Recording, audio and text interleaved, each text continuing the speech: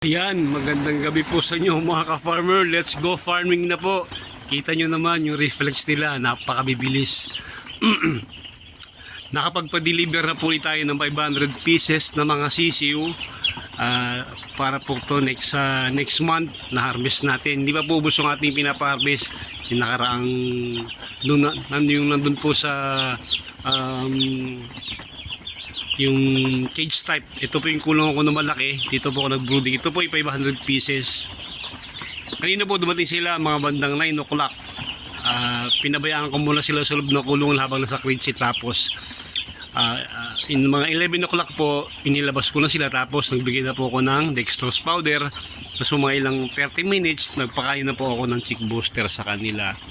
Tinimbang po sila lang yung 10 tinimbang ko po nasa 45 grams lahat pataas. Ang ganda po ng mga sisiw. Kaya salamat sa iyo Ate Cleo sa magandang sisiw. Ano po yun? Kumbaga niniliver pa dito sa bahay. Kaya alam po pag ganitong buwan, September, mainit po. Mainit. Malamig po ang panahon talaga. Kaya kinakailangan rin maglagay ng ganitong klase as source of heat nila. Maliban pa dyan sa mga sa ating bumbilyang dilaw.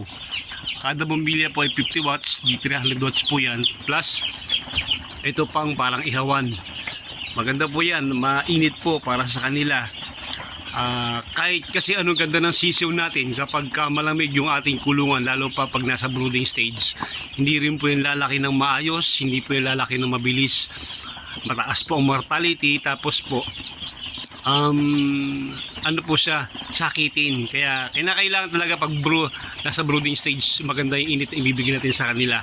Kaya obligado tayong maglagay ng uling. Kadalasan mo ginagawa natin mga ganyan, sinasabit ko po yung balde na merong uling, tapos yun po ang source of heat nila. Wala po akong balde, kaya ito muna po ginamit ko. Pero okay naman po at mainit talaga siya. Ramdam ko na mainit. Ayan. Kaya pag kukuha po kayo ng mga sisiw, huwag kayong kukuha na may mga puti-puti na sa pakpak. Kasi ibig sabihin hindi na po yung bagong day, hindi na po sa day old. Ibig sabihin mga 3 to 4 days na po yun. Mga ganong klase. Ibig sabihin napunta na sa kumuha sa hatchery, nagstay sa kanila ng ilang araw. Hindi nyo alam kung anong pinakain, anong pininom sa kanila. Hindi kagaya pag day old, fresh from hatchery diretso sa kulungan. Kasi napakahalaga po yung unang araw na nasa kulungan ninyo. Dapat tama yung bibigay nyo sa kanila. Ang dextrose powder po, gamit po yan para ma-rehydrate sila galing sa biyahe. Tapos po bibigay tayo ng chick booster na pakain nila.